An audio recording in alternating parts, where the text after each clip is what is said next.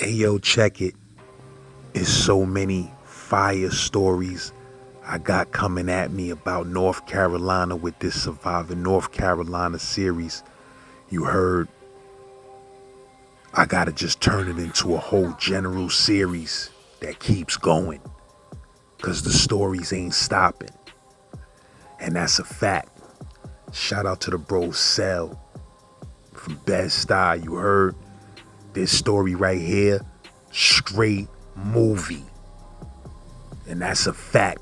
All my bro stories is straight movies. You heard? So y'all storytellers out there that's lighting this channel up, y'all got some new competition on the block. That's a fact. The bro Cell in the building. But yeah, man, shout out to the whole North Carolina, Raleigh, Charlotte, Durham. Drop a comment, let me know what part of NC you reppin'. But yeah, man, Z-Man, Suicide Polo with the ski man running around the hood like He-Man with 3 swams, looking for a dude that ran off with 3 grams. You heard? Get at me if you got those stories. You heard? Hit my email, hit my number up. Hit me on Instagram. That's a fact. Let's get it. He like, look, this is bad. He said, this is what I'm gonna tell you. This is how I want this handled. He said, I don't care who it is. Somebody you don't like, somebody you like, I don't care. A friend, a family, somebody you don't even know, but I need a name. I need somebody that I can feel like I took something out on before we leave here. Just give me a name, anybody. Anybody done you dirty, anybody that you don't like, let me deal with that now. That's the person I'm gonna take this out on.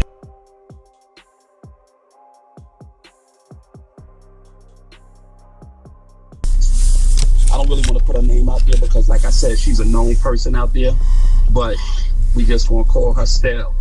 And her son, we gonna call him Pep. But she was a Mexican lady, her and her son. You know, her son was one of those, like, ones you see like in a movie, the niggas from Cali. He was big as hell, tatted up, and all of that shit, right? But he was cool people. When I first met her son, I thought he was aight. But anyway, there was a friend of mine that put me on to her. She was like, yo, you be getting your shit from such and such a, but you need to holler at this lady. She good peoples. So I was like, all right, I'm gonna try her out. So she plugged me in with her. And I started going over there. Like, once I met her, she was cool as hell. Like, everybody that was interacting with her loved her. She was cool. Anything you needed, like, if she got it, she gonna look out. But and this, you said this is in NC, right? Yeah, North Carolina. So you went down there just to hustle? Nah, I had actually went down there because my mom's was having surgery. So I went down there to be there with her for her surgery, and I wound up staying. This was like '94 when I went down there, and I started hustling. At first I was working and shit. I ain't really get into the hustling. I started hustling probably like 9, 8, 9, something like that. But yeah, the lady that I was telling you about, a friend hooked me up with her. It was a friend from New York, you know what I'm saying? Like, I had met them when I first came down there, and she hooked me up with her, and she was like, this lady good people. So I met her, and she was good people. Like I said, she actually came from Cali. She had a little thing in Cali. This is how she met her connect. She used to have a restaurant in Cali, and you know, a lot of powerful people used to be in and out of there. And one of them was this Colombian dude, and the Colombian dude wound up getting cool with her. So he came to her one day and was like, I need a favor from you. And she was like, what's that? And he was like, I need you to hold something for me. So she was like, all right, no problem. So he gave her a suitcase and was like, you know, just put this up for me. I'll be back to get it in a few days. So she said, all right, I got you. So she put the suitcase up, never touched it, never looked at it or none of that. You know what I'm saying? And he didn't come back for like 2 or 3 months. He didn't come back to pick the suitcase up. But out of nowhere, he popped back up and was like, hey, you got that for me? And she was like, oh, yeah, I still got it. So she get the suitcase and give it back to him. And he started smiling, like he opened it up and looked at it. And he was like, I appreciate you. And it wound up, the suitcase was full of money. And he was like, I appreciate you, you know what I'm saying? You know, you definitely held it down for me. And she was like, no problem. I never touched it. So he was like, I can see that. So he told her, he was like, anything you need from me, like, let me know. You know what I'm saying? I know you know what I do and whatnot. And she was like, all right, yeah, I appreciate that. So anyway, it took her like another few years before she contacted this dude, because she lost her restaurant, was going through some shit, had to dip out of Cali. That's when she came to North Carolina. So when she came down there, people was telling her, you know, the kind of money that was moving down there. So she wound up getting in touch with this dude, and long story short, he wound up like supplying her. But what happened was, like I said, when I met her, everybody out there used to be like, they called her mommy, everybody. But I wouldn't call her that. I called her by like her nice, like Miss Stell. But anyway, I got real cool with her. You know, she wound up liking me, liking my energy, and I used to just come back and bring her money. So she was like, I like you, you know what I'm saying? She was like, I know everybody around here call me mommy. You the only one that don't call me that. She was like, but I know if you ever call me that, it's going to be real, because a lot of them just call me because they hear other people doing it. But I got a mom, you know what I'm saying? So I never felt like, you know what I'm saying, that was respectful or proper to do that. But, you know, it ain't like I knocked it, but I just always called her by that. But like I said, I wound up getting cool with her, and it was a few times that shit happened. Like, I remember one time some people ran in her house, and when I was down there, I had a squad. I had a nice little squad of young niggas that was trained to go. So, and a lot of people out there knew about us. And when she found out, like, you know what I'm saying, the people that I moved around and how my niggas was, you know what I'm saying, whenever something happened, she would holler at me. And I arm up and go over there and be like, what's going on? What's up? So, you know what I'm saying, we handled a whole lot of situations for her. So I wound up like being real cool with her. But anyway, we made money together. And what happened was, this was before I told you about what happened with the attack with the Columbians. Her son wound up getting some people to run into her house and took some money from her. I wanted to do something to her son because I'm feeling like he hurting her more than helping her. But that was like the last thing she wanted. I'm like, yo, you got people running in your house. At the end of the day, one of these people gonna wind up hurting you. Why? He was on drugs or something, or they was beefing, or what? Yeah, that was the problem. The nigga, he was getting high. If you see the nigga, you wouldn't notice it. Like I said, he was like one of them big Mexican dudes, tatted up and all that shit. But you couldn't really look at the nigga and tell. But yeah, he was getting high. And he just couldn't get his mind right. So I used to, like, one day, this was the day, I sat down. After she told me, no, Selby, I know, but, you know, I fuck with him, so don't do it. So I said, all right. So I sat down and I spoke with this dude. I caught him outside and I sat down. I spoke with this nigga from my heart because I had got to the point like I really fucked with his mother. So I spoke with this nigga from my heart. And that shit was like so deep and so heartfelt. I ain't even gonna sit here and lie to you or hold you. I cried talking to this nigga like, yo, please stop doing this shit to your moms. Like, you know, if you imagine if you got your shit together, if I had a mother like her that had to connect like that, like, you know the shit you could be doing. I was like, imagine if you got yourself together and got behind her. You know what I'm saying? It's like the only people that she really got behind her is the people that she dealing with. She don't really have family. You her family, nigga. You the only one down here that's her family. Like, stop the bullshit. And he was like, I know, I'm gonna get my shit together. And I told that nigga, I said, yo, you at the point now where I felt like you hurting your moms more than helping her. But it's only because of her why ain't nothing happening to you. And this is like I said, a lot of people mess with her, so a lot of people felt the same way about her. But anyway, that passed. The next thing I know, I'm in the crib one day and she called me crying. She upset. And I'm like, what's up? She's like, please come over here to where I'm at. Come to where I'm at. So she tell me where she at. So I round up my niggas. We dip over there. We meet her in the shopping center out there. So we dip over there and I'm like, what's going on? So she was like, yo, somebody robbed my Connect. You know what I'm saying? The way they had it set up was they had a person that stayed in North Carolina. And that person got the pack and she would only deal with that person. That person didn't mess with nobody else in that area in North Carolina. That was her personal connect through these people. So nobody else should have known where this person was at. So the fact that he got touched means that it came from her. So anyway, I'm like, what happened? So she tell me that, this and that. You know, the first thing in my head, there's only one person that would set this up. So I'm like, you know where this came from, right? She was like, no, I don't think so. And da da da da. She describing to me the people that's supposed to have done it. The people that she's describing to me definitely sound like some cats that I've seen him around before. But I don't put this out there because I don't want to, you know, if she want to live in the fact that it's not him, I'm going to accept that. All I'm thinking now is definitely something got to go with this dude. But anyway, I'm like, so what's going on? Like, what happened? So she explained the situation. Like, they ran up in the dude's house and robbed them. One of the dudes they snatched up and kidnapped because they thought it was more shit and they had more spots out there, which probably was the case, but the dude ain't tell them nothing. So they wind up driving him around trying to get him to take him somewhere else where either money or more stuff was at. And he didn't tell them nothing, so they wind up taking him, throwing him into a little lake and like shooting in the water. One of the bullets hit him. It didn't kill him, but it hit him.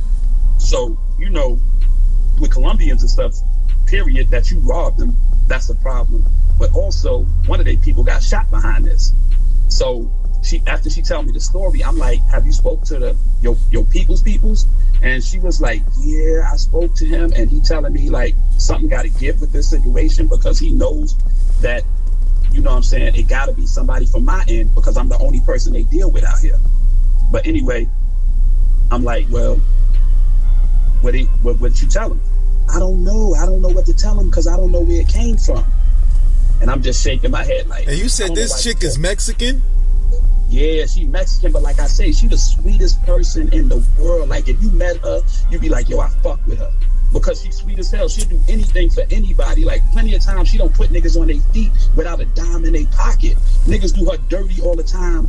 And she never like, she don't want nothing done to them. Like when I finish telling you the rest of this shit, you want to see what I mean. She don't never like, it's been so many times I've been like, nah, this person is a problem. Get them from around you. Meaning like, let me deal with this person. And like she don't sanction none of that shit. It's been times we just had to move off our own energy because I knew these people would wind up harming her in the long run. But anyway, that's how she was. She was like, I don't know what to tell them because I don't know where it came from. So I'm like, all right, so what you want us to do? She was like, I just wanted you out here. I just don't feel safe right now. I feel uncomfortable. So I was like, all right, I'm going to chill with you. So I spent the whole day with her. Me and my niggas, we spent the whole day with her. And after that, like, you know, we bounced. Like 2 days later, she called me. And I'm in the crib. She called me and was like, Selby, can you come here for a minute? So I'm like, all right. So I ride over to her house. When I get to her house, she the only one in the house. So I sit down at the counter and I'm like, what's up? She was like, he coming out here today. He coming to see me in a little while. And she nervous. I can look at her and tell she's nervous and scared to death. So I'm like, you talking about your peoples? And she was like, yeah. And I'm like, damn. So I'm like, so what you want me to do right now? You want me to get some people outside? And she was like, no. Like, you can't do nothing like that. Like, we're not talking about no regular people. Like, this dude is connected. So I'm like, all right. So what you want me to do? She was like, can you just please stay here with me? Now, in my head, I'm like, these people might be coming to kill her. Because, you know, one of their people got touched. A lot of product got lost. So I'm like, stay here with you? So she was like, they might think you the nigga and your team is the niggas who robbed them. Exactly. Like this whole situation don't feel right to me, and I ain't even want to sit here and hold you. My heart pumping out my chest. But I was like, yeah, I'm gonna stay here with you. Like, fuck it. So she was like, all right, thank you. So a few minutes later, her phone rang, and it's the dude telling her they get ready to come in. They come into the house. So she was like, okay. So I had my shit on me. I pulled my gun out and I set it up on the counter because I don't want them to come in there, find a gun on me, and think I was up to something. So I set my gun up on the counter so that they could see that as soon as they walk in the door. And so a black car pull up. It's like one of these little town cars. And the crazy thing about it is we have been seeing this car in this neighborhood for like a day or so. We thought it was police, but we knew most of the police cars. It wind up, it was these people. So anyway, it pulls up, tinted windows. It's like one of them little Lincoln town cars.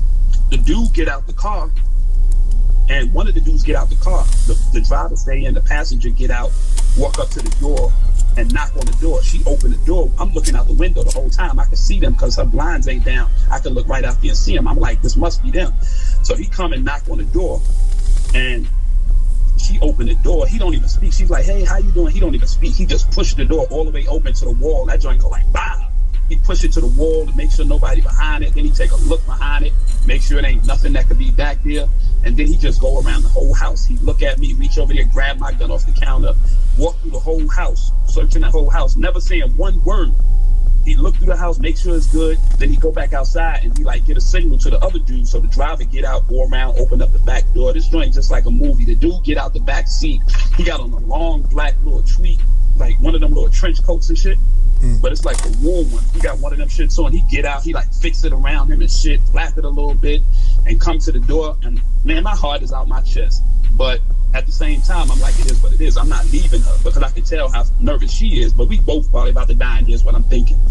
So he come in the house and whatnot, and he sit down. He like, hey, how you doing? He was nice as hell. Like the dude that came in and searched the house was all business. He was like, hey, how you doing? How you doing? He come over to me and shake my hand and whatnot. And he was like, so Stella, what's going on? He sit down on the couch and he was like, so what's going on? And she was like, I don't know. Like, I still don't know what happened and whatnot. I told you if I knew, I would tell you. And he was like, that's a problem. He was like, I didn't come all the way out here for nothing. I didn't come all the way out here to hear, I don't know. And he said, it's only because it's you that I'm here. He was like, you know, I don't make trips like this. I don't come out and show my face in these areas.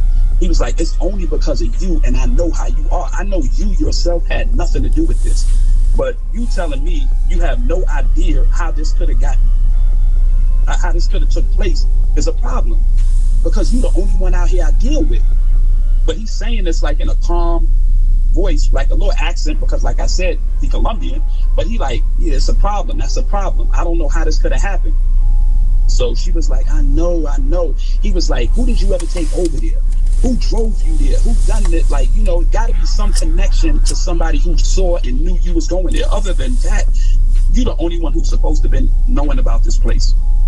And she was like, that's why it's really it's confusing to me because I don't know. And I'm just sitting there listening. I can't say one word, but I'm listening, looking. The dude that came in the first time, he's standing by the door. He don't close it. And he like got his arms folded there over the door with my hammer under one of his arms. So he like, look, this is bad. He said, this is what I'm going to tell you. This is how I want this handled. He said, I don't care who it is. Somebody you don't like, somebody you like, I don't care. A friend, a family, somebody you don't even know, but I need a name. I need somebody that I can feel like I took something out on before we leave here. Just give me a name. Anybody done you dirty, anybody that you don't like, let me deal with that now. That's the person I'm gonna take this out on. And he was serious. Like, all he wanted her was to tell him somebody that he could say, that's the one who I'm gonna take it out on. But again, like I said, she's not that kind of person. I could have thought of like 10 names off my head, and I was ready to, but I ain't had nothing to do with it.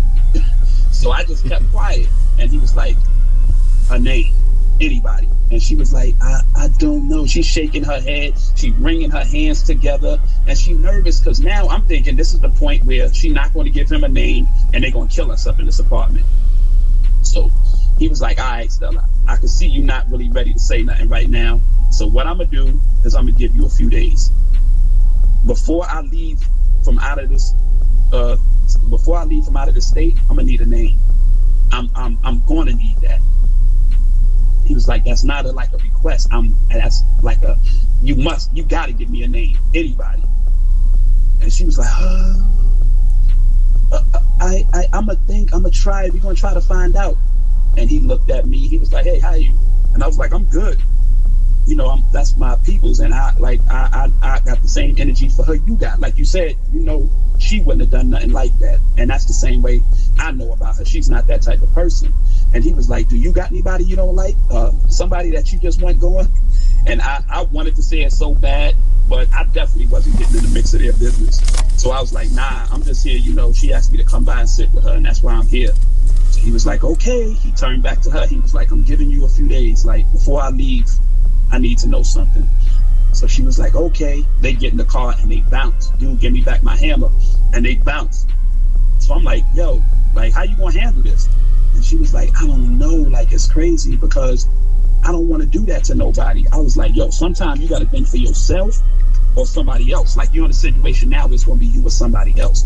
And she was like, I know. And I'm like, look, I got a dip, but please don't put yourself in that position. Like, speak up about what you feel. And I know, like, I don't want to come out and say it again. Like, it's your son. You know that. He the only one who would have done that. He the only one that know your business enough to know where you be going and how you move.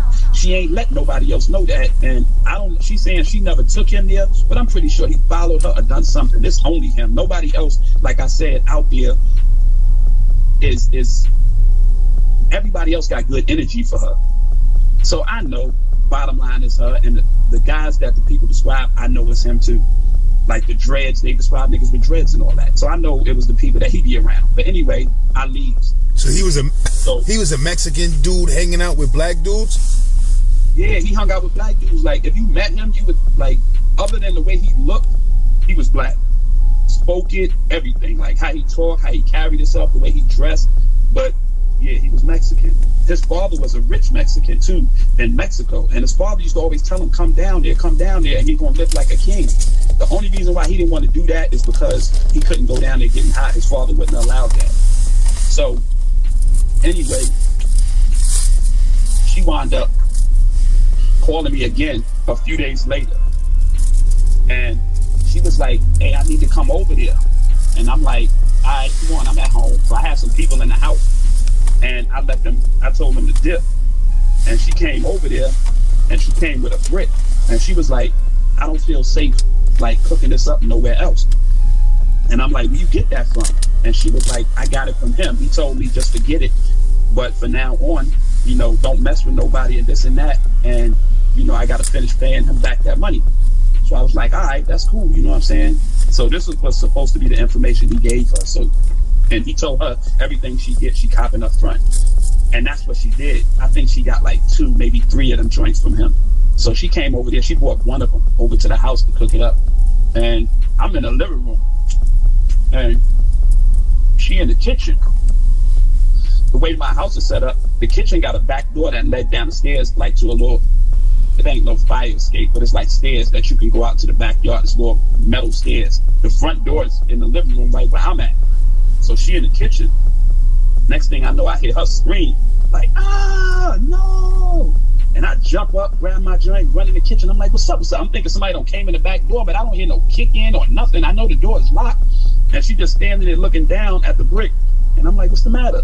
The whole brick was fake. The top of it had real coke on it, but under that joint was like wax or some shit. And I'm like, what's this? And she was like, this is what he gave me. No, please, no. So she upset, and she was like, I gotta go home. So she bagged that shit up real quick and run home, and she called me back and told me like all of that shit was fake that she just got from him.